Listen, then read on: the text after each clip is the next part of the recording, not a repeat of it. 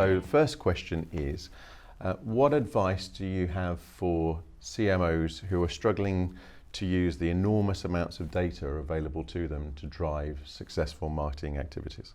Well, it's certainly true, isn't it, that there's an enormous amount of data that's coming to us now. I mean, the systems are collecting data faster than we can derive any kind of meaningful insight from them. And I think on the one hand it's daunting, but on the other hand I think it's a fantastic opportunity. And actually I think the biggest opportunity I see for CMOs is to solve one of the perennial challenges of how do you align what marketing is doing with what sales is doing.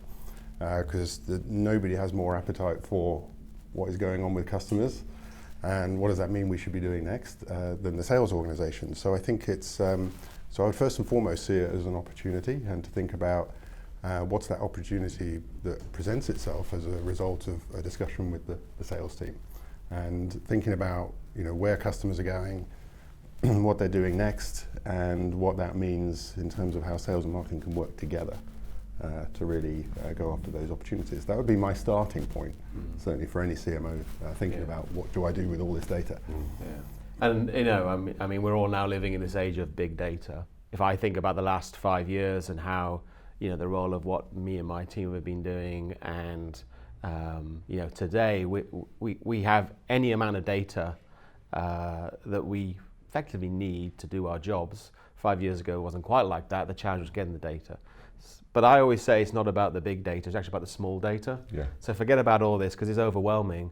I think back to what you were saying is, what are the 3 or 4 key measures that you need to align to and focus on those? Because I can find anything you need to know now about our business in terms of whatever, business performance or customer satisfaction or engagement or predictive, forecast, the future, the past, the present. I can find anything, but it's what are the 3 or 4 things that we should hone in on and then drive that conversation. So to that point, aligning with the business, which is often shorthand for sales, but aligning with the business.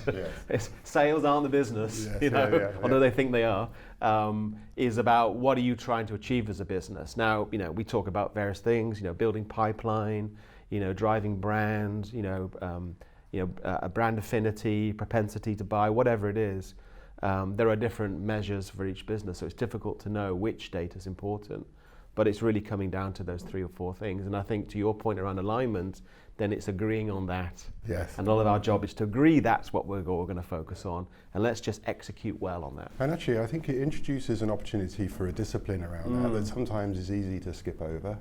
If I think about, if the number one challenge is to go and acquire new customers, then let's think about, what does that really mean we need to do? And what role can marketing play in that? And, how does what kind of products are we trying to serve there, and how the sales team is going to operate with that?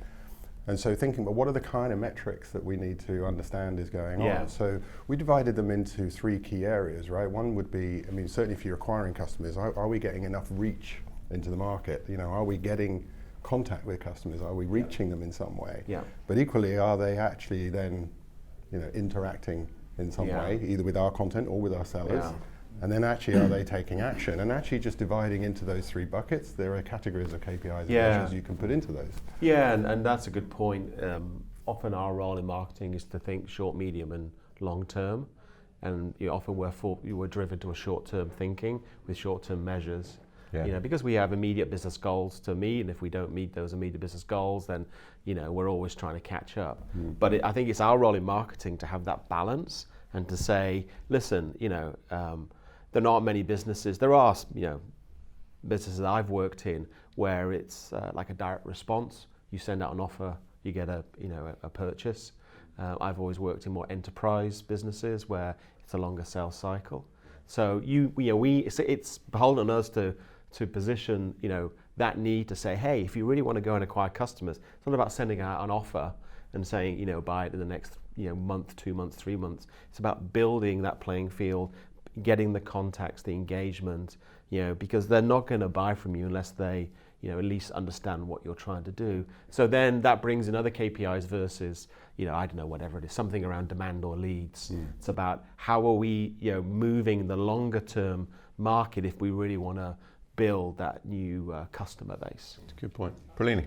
So I'm looking at great. So I'm going to touch on a couple of different points to what everyone else has touched on. So looking at data in a couple of different ways. So in light of GDPR, so data's really allowed us to become much more personalised in the approach. And it's allowed the organisations that have the access to the data, that really segmented really well and are looking at the data regularly to be able to stand above the other competitors in the marketplace. And so I see organisations such as Rituals and other brands that have really tailored the messaging, and they're really leading the way in comparison to most organisations in that area. The second area when I think about data itself is from a marketing perspective and from a sales perspective, especially when you look externally, was yes about bringing the customers in and how do we upsell and cross-sell to the customers as well. And there was some loyalty programs, but not in every instance did we even think about retention, because we were always trying to get more of that share of wallet. And so how do you really use that data more from a loyalty perspective, but not from a customer loyalty perspective in the traditional sense here as a loyalty program? Your customer service agents is an example. They're your frontline staff.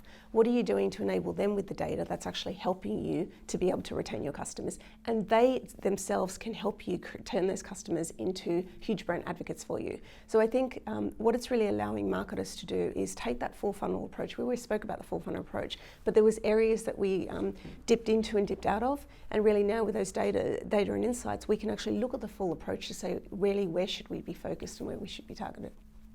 James? Yeah, it's interesting when you think about, and John talked about, big data. Your question was around, we have this kind of dearth of data. And I think actually that the volume of data isn't actually the issue. In fact, there was a study recently that sort of looked at the volume only being 8% sort of in terms of a marketeer's kind of top challenge. And in fact, the top challenge was around quality and accuracy. So you have all this data. I think the challenge for marketeers and the advice to a CMO or a marketing leader should be around, what are the questions you're trying to answer? Or what's the hypothesis you're trying to kind of get to? Because John said, he has so much data, or we have so much data and dashboards and insight, but it's like, what are those one or two things that you're trying to solve? I also think there are implications on the kind of makeup of a marketing team compared to sort of 5-10 years ago.